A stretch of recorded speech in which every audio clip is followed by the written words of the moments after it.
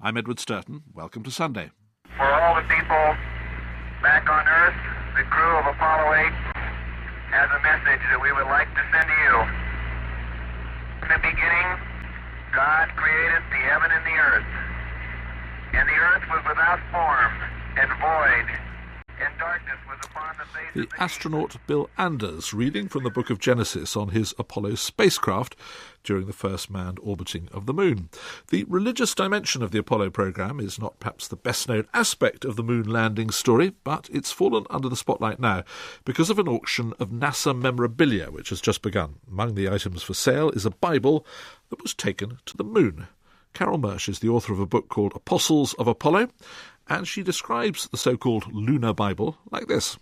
The Bible is a small microfilm about 1.5 inch by 1.5 inch square, and on that is contained all 1,245 words of the King James Bible. Well, tell us a little bit about the story behind this. How did the idea of taking a Bible to the moon first arise?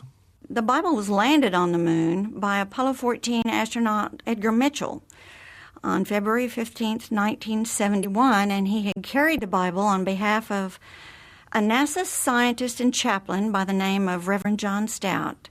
Stout was director of a large group of NASA employees called the Apollo Prayer League. And Stout had come to know many of the astronauts very well, but one in particular was a young West Point astronaut by the name of Ed White, a devout Christian who was the first American to walk in space and carried in his spacesuit a gold crucifix, the Star of David, and a St. Christopher medal. White was selected to be a member of the Apollo 1 crew, but White died in a fire on the launch pad with his crewmates in January 1967. And before his death, White had told a reporter that if he got a chance to go to the moon, he planned to carry a Bible with him. And his death had a profound effect on Reverend Stout, and he vowed to fulfill Ed White's dream of landing a Bible on the moon.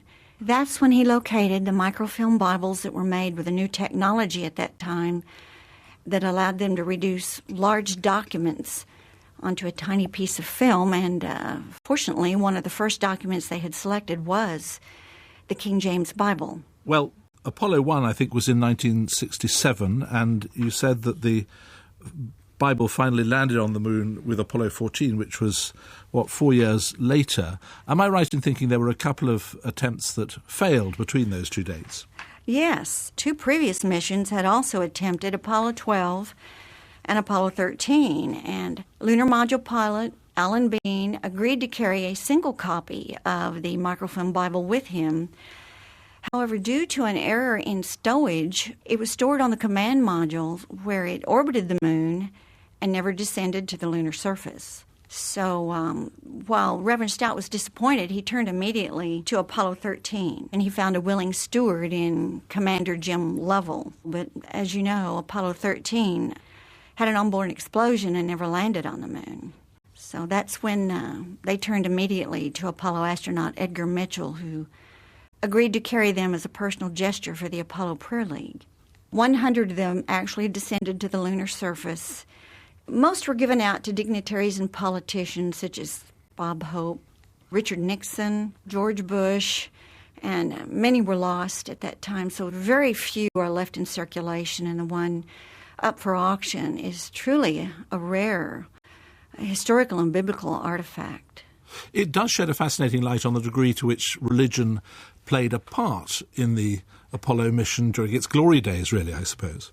Yes, that's correct. And, of course, there were many other astronauts that conducted acts of faith. Buzz Aldrin took communion on the moon. So any idea that for these men and women, indeed, at NASA, there was a contradiction between faith and science would be thoroughly misplaced. I think that's true. These men had a thirst to explore the unknown and to further the boundaries of mankind.